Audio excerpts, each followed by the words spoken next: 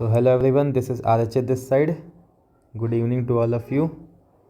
So कल रात को नोटिफिकेशन आ गई थी IBPS PO 2026-27. ओके, सो देखते हैं आज इसमें क्या क्या टेक अवेज है, क्या क्या मेजर इंपॉर्टेंट अपडेट्स है, पैटर्न चेंज और इसके बारे में जो कि आप लोग बहुत परेशान हो, पर्सनालिटी टेस्ट के बारे में इसमें बात करेंगे. So let's start. ओके, सो सबसे पहले काम आज से लेकर के 21 जुलाई तक इसका फॉर्म फिलिंग चलेगा. ठीक है, इसके बाद इसके जो प्री एग्ज़ाम्स है वो सितंबर में है, मेंस एग्ज़ाम अक्टूबर में है. एग्जैक्ट डेट्स यहाँ पे हमको कैलेंडर के थ्रू पता ही चल गई थी. 17 अगस्त, 23 अगस्त, 24 अगस्त और इसका मेंस का एग्ज़ाम 12 अक्टूबर. ठीक है, रिज़ल्ट मेंस का तो नवंबर में आ जाएगा. पर्सनालिटी टेस्ट के जो होगा वो नवंबर एंड में या दिसंबर में होगा. इसके बारे में मैं डिटेल में बात करूँगा आगे. पर्सनालिटी टेस्ट क्या होता है, कैसे होता है और क्यों होता है. ठीक है, इंटरव्यू उसके दिसंबर एंड या जनवरी के फर्स्ट वीक में, सेकेंड वीक में होगा.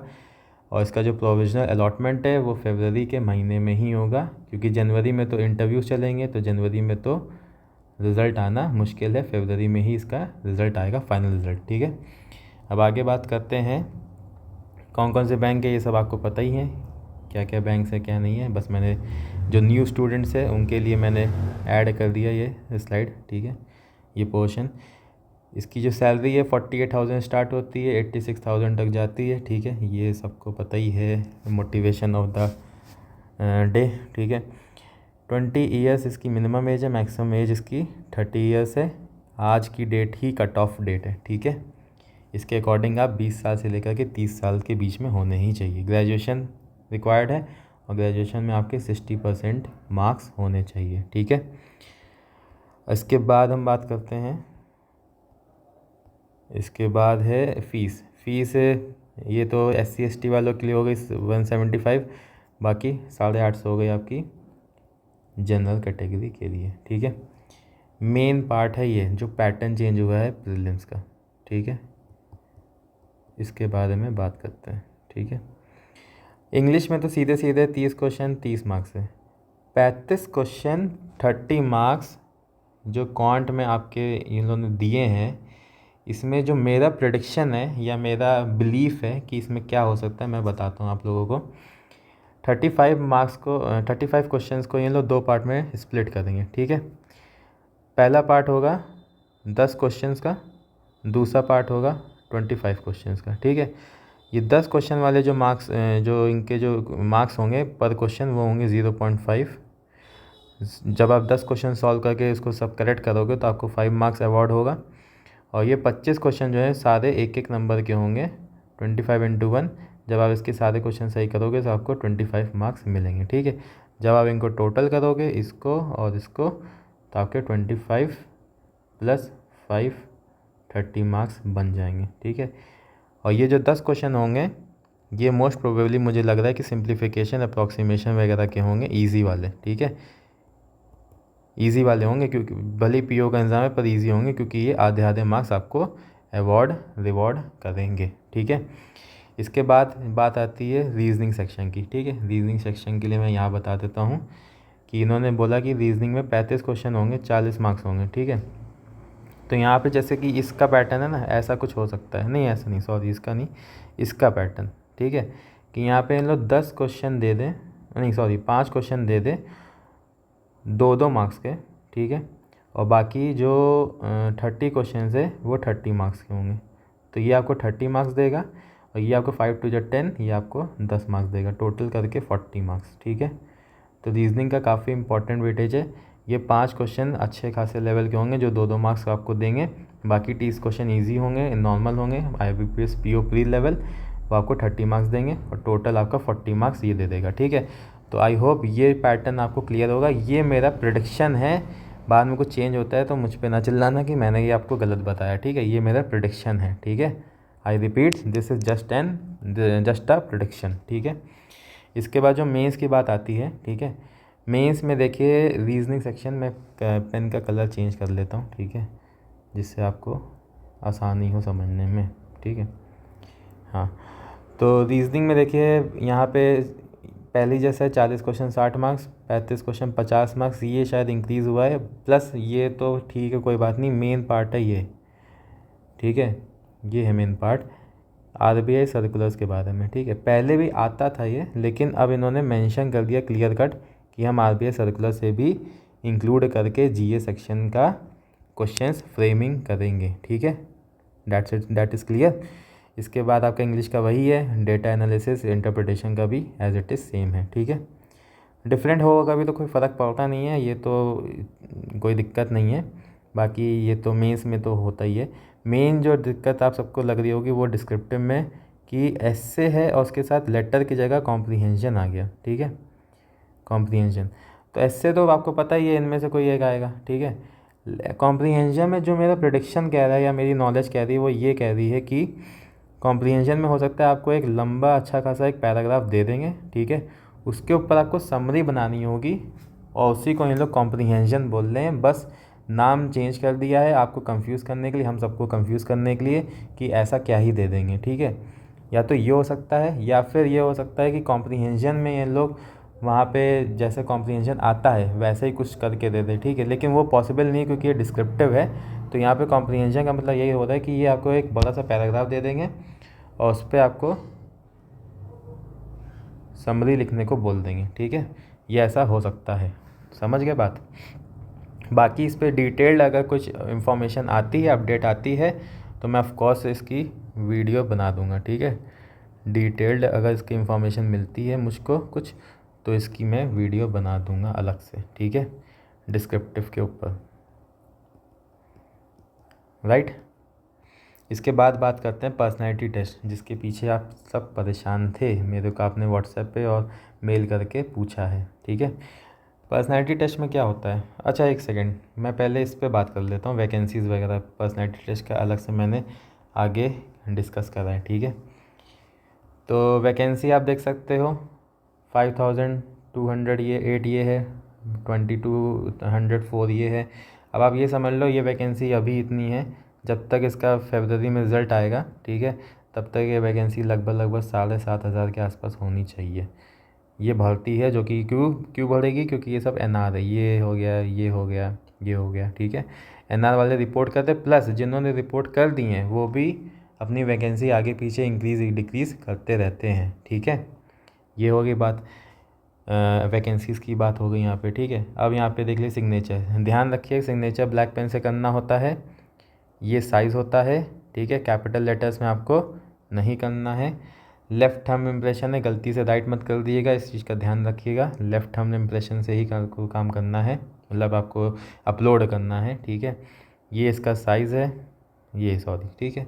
और हैंड रिटन डिक्लेरेशन, ये भी आपको ब्लैक इंक से करना है, ब्लू इंक से मत करिएगा, ठीक है, इस चीज़ का ध्यान रखिएगा, ठीक है। ये इसका साइज़ होगा।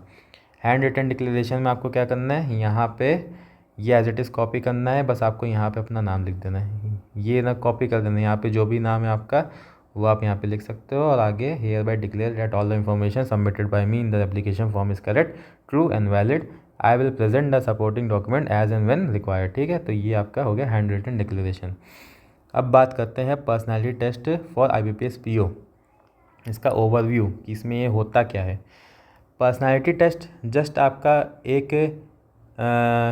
क्या कह सकते हैं, आपको इंटरव्यू टाइप का ही होता है, लेकिन वो एक रिटन में होगा, ऑनलाइन होगा, आपको कंप्यूटर पे देना होगा। कैसे, वो आपके पर्सनैलिटी को, बिहेवियर को, एटीट्यूड को, आपके जो सोच विचार का तरीका है, आपका जो पूरा नेचर है आपका कैसा क्या है, वो आपको उनको बताना होता है through some basic information and basic test, ठीक है। ये नॉन क्वालिफाइंग होता है, इस पर आप कुछ भी टिक कर लो, कुछ भी कर लो, ऐसा नहीं कि आप फेल हो जाओगे, उससे कोई मतलब नहीं है, मतलब नहीं होता है। और ये कंपलसरी होता है, ठीक है। ये अगर आपने नहीं दिया तो आपको इंटरव्यू में बैठने नहीं देंगे, ठीक है, समझ गए बात। तो ये आपको देना ही देना होता है, और ये आपको ऐसा कुछ होता है, ठीक है, बताता हूँ दिखाता हूँ, ऐसा कुछ होगा, ठीक है। आपको क्वेश्चन दे दिए जाएंगे, ये सब आपको इनमें से टिक करना होता है कि आपको आप रियल सिचुएशन का आपको फेस कैसे करना है, ये पर्सनैलिटी टेस्ट उसको ही दिखाता है, जताता है, ठीक है, ये सब चीज़ें। तो आपको अपने अकॉर्डिंग, आपको अपने नेचर के अकॉर्डिंग ये सब टिक करना होता है, तुक्के नहीं मारने होते, नो गेस वर्क, ठीक है। आपको रियल अपना जो नेचर है वो दिखाना होता है कि आप रियल में अपनी लाइफ में आप कैसे हो, ठीक है।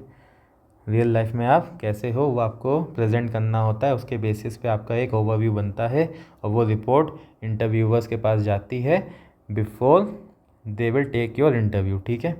इसमें वो आपकी बाद में कम्युनिकेशन स्टाइल्स चेक कर लेंगे, आपका confidence level, risk taking ability मतलब क्यों, क्योंकि आप पीओ हो, ठीक है।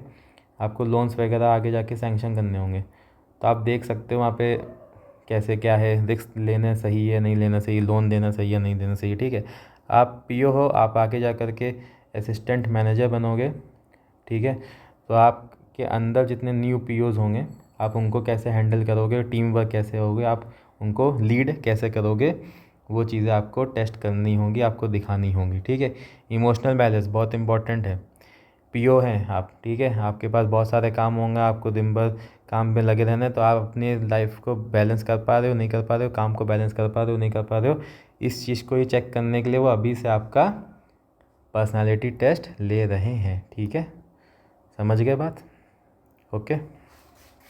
तो बेसिकली यही आपसे पूछा जाएगा कि आप किस सिचुएशन में कैसे काम करोगे, ठीक है। स्टाफ नहीं आया है बैंक में तो आप कैसे हैंडल करोगे सब कुछ अकेले, ये सब चीज़ें नॉर्मल टेस्ट होगा।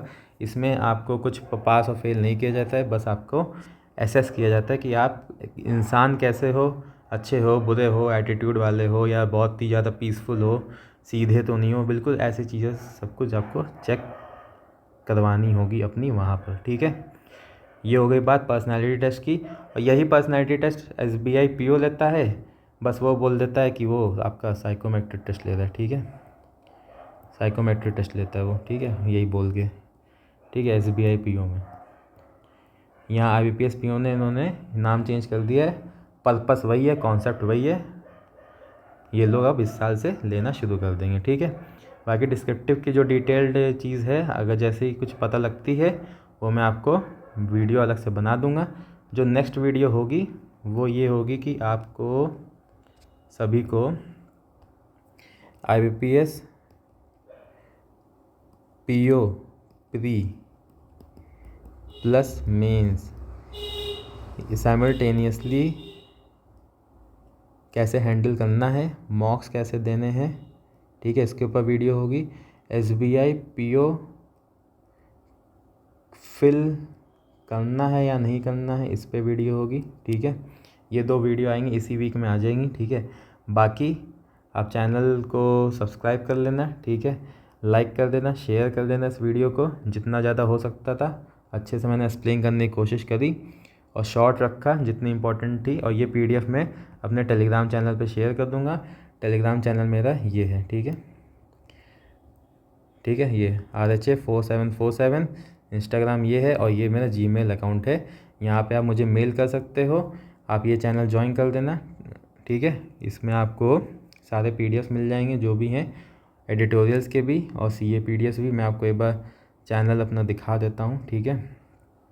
ये है मेरा चैनल, ठीक है, ये है मेरा मेन चैनल, ठीक है। 41,000 समथिंग सब्सक्राइबर्स हैं, ओके। हाँ ये देखें, ठीक है, 41,369 सब्सक्राइबर्स है। और ये DPPs का चैनल है, यहाँ पे ये सारे टॉपिक वाइज DPPs बने हुए हैं, ओके। और ये मेरा करंट अफेयर्स के नोट्स का चैनल है। यहाँ जितने मैं अपने इसलिए करंट अफेयर्स बनाता हूँ, नोट्स बनाता हूँ, वो मैं यहाँ शेयर करता हूँ वीकली एंड मंथली, ठीक है। अभी जून की करंट अफेयर्स आने वाली, मंथली 2-3 दिन के अंदर मैं सेंड कर दूँगा, ठीक है। तो यहाँ पे आप पूरा मेरे को ज्वाइन कर सकते हो और अपडेट देने के लिए कोई भी मेल वगैरह कर सकते हो आप लोग, ठीक है। मेल आईडी मैंने आपको बताई दी है, ठीक है, ये मेल आईडी है मेरी, आप यहाँ मेल कर सकते हो। So this was all for it. Thank you for watching the video. Kindly subscribe, like and share this YouTube channel. और बहुत अच्छे से आगे जाके पढ़ाई करेंगे इस पर, और जितनी मदद हो सकेगी, जितनी हेल्प हो सकेगी, मैं यहाँ पे यूट्यूब के थ्रू आप लोगों की करने की कोशिश करूँगा। So thank you so much for watching this video. Tata, bye bye, take care all of you, okay.